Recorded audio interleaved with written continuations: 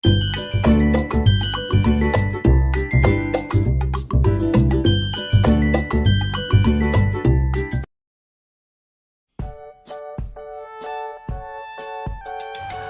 sahabat,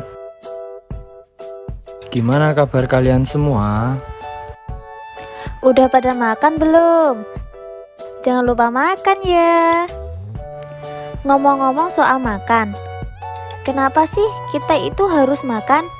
Dan apa yang akan terjadi ketika makanan masuk ke tubuh kita? Makan adalah sumber energi bagi tubuh kita yang berfungsi seperti baterai pada tubuh untuk menjalani aktivitas sehari-hari. Sebelum menjadi energi untuk tubuh kita, makanan akan diolah oleh sistem pencernaan manusia yang terdiri dari mulut, tenggorokan, lambung, usus, rektum, dan anus. Sistem pencernaan manusia adalah sistem organ yang bertanggung jawab untuk memecah makanan menjadi nutrisi yang dapat diserap oleh tubuh kita, serta membuang sisa-sisa makanan yang tidak diperlukan. Sistem pencernaan manusia yang pertama adalah mulut. Mulut berfungsi sebagai tempat memasukkan makanan ke dalam tubuh. Di dalam mulut terdapat beberapa organ pendukung seperti gigi dan lidah. Gigi berfungsi sebagai penghancur makanan menjadi bentuk yang lebih halus sehingga tidak berbahaya untuk tubuh. Gigi memiliki 3 jenis. Yang pertama ada gigi seri, bentuknya seperti pahat, berfungsi untuk menggigit dan memotong makanan. Selanjutnya ada gigi taring, bentuknya runcing dan memiliki fungsi untuk merobek dan mengoyak makanan. Yang terakhir ada gigi geraham, bentuknya besar dan lebar yang berfungsi untuk menggilas makanan. Kalian tahu nggak ada berapa jumlah gigi manusia itu? Jumlah gigi akan bertambah seiring dengan bertambahnya usia. Gigi pertama kali tumbuh saat balita berumur 6 bulan. Waktu itu jumlah gigi manusia berjumlah 20 buah, terdiri dari 8 gigi seri, 4 gigi taring, dan 8 gigi geraham. Jumlah ini akan terus bertambah ketika manusia berumur 6-14 tahun. Pada saat itu jumlah gigi manusia ada 30 buah, terdiri dari 8 gigi seri, 4 gigi taring, dan 20 gigi geraham. Dalam mulut juga ada lidah. Lidah memiliki beberapa fungsi. Yang pertama, mengatur letak makanan pada saat mengunyah. Yang kedua, membantu menelan makanan. Dan yang ketiga, berfungsi untuk mengecap berbagai rasa makanan seperti pahit, manis, asam, dan asin. Nah, di dalam mulut juga ada 3 kelenjar ludah yang berada di bawah lidah, di pangkal rahang, dan di dekat telinga. Kelenjar lidah menghasilkan air ludah dan enzim amilase atau petialin. Enzim ini berfungsi untuk mengubah zat tepung atau amilum menjadi zat gula atau glukosa. Setelah dari mulut, makanan kita menuju ke kerongkongan. Kerongkongan adalah suatu saluran berbentuk seperti tabung sepanjang 20 cm yang menghubungkan rongga mulut dengan lambung.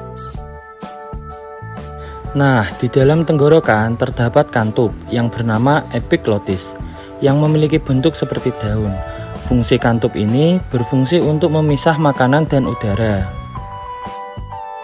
Di dalam kerongkongan terjadi suatu gerakan mekanis yang disebut peristaltik, yaitu gerakan meremas-remas yang dilakukan oleh dinding kerongkongan agar makanan masuk ke dalam lambung. Setelah dari tenggorokan, kira-kira makanan kita akan kemana ya?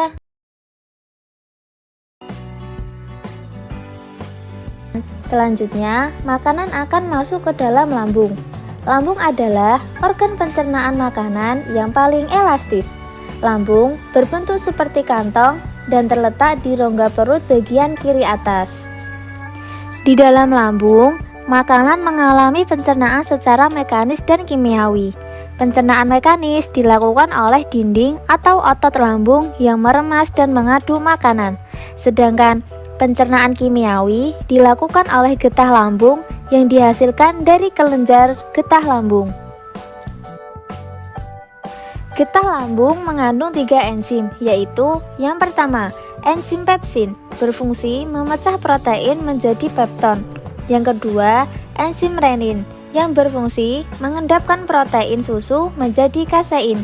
Yang ketiga, asam klorida atau HCl, berfungsi untuk mengasamkan makanan dan membunuh kuman yang masuk bersama makanan. Selanjutnya, makanan dicerna di usus halus. Usus halus merupakan usus terpanjang dalam saluran pencernaan. Panjangnya bisa mencapai 6-7 meter. Oh iya, usus halus terdiri dari 3 bagian. Yang pertama ada usus 12 jari atau biasa disebut duodenum. Panjangnya kira-kira 25 cm. Usus 12 jari mencerna makanan dengan bantuan getah pankreas dan getah empedu. Getah pankreas dihasilkan oleh kelenjar pankreas. Pankreas mengandung 3 enzim, yaitu enzim tripsin, berfungsi mengubah pepton menjadi asam amino. Kemudian, enzim amilase, berfungsi mengubah zat tepung atau amilum menjadi gula atau glukosa. Kemudian, enzim lipase, berfungsi mengubah lemak menjadi asam lemak atau gliserol. Kalau empedu dihasilkan oleh hati dan disimpan di kantong empedu. Empedu berfungsi untuk menghancurkan lemak. Selanjutnya ada usus kosong atau jejuno.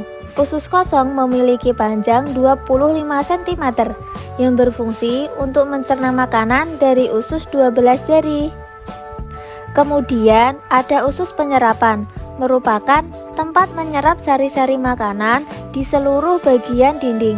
Usus penyerapan terdapat ujung-ujung pembuluh darah yang menyerap sari-sari makanan, yang kemudian sari makanan disebarkan melalui pembuluh darah dan disebarkan ke seluruh badan. Setelah itu, sisa makanan yang telah dicerna masih berlanjut di usus besar. Nah, kalian tahu nggak fungsi dari usus besar? Usus besar berfungsi untuk menyerap cairan vitamin dan mineral dari sisa-sisa makanan yang telah diserap oleh usus halus. Pada usus besar juga terdapat bakteri-bakteri yang membantu proses pembusukan sisa makanan. Sisa pembusukan makanan akan menghasilkan kotoran atau fases yang kemudian dikeluarkan melalui anus. Rektrum adalah tempat untuk menyimpan kotoran. Rektrum langsung terhubung dengan anus. Anus adalah tempat untuk mengeluarkan fases atau sisa makanan yang tidak diperlukan oleh tubuh.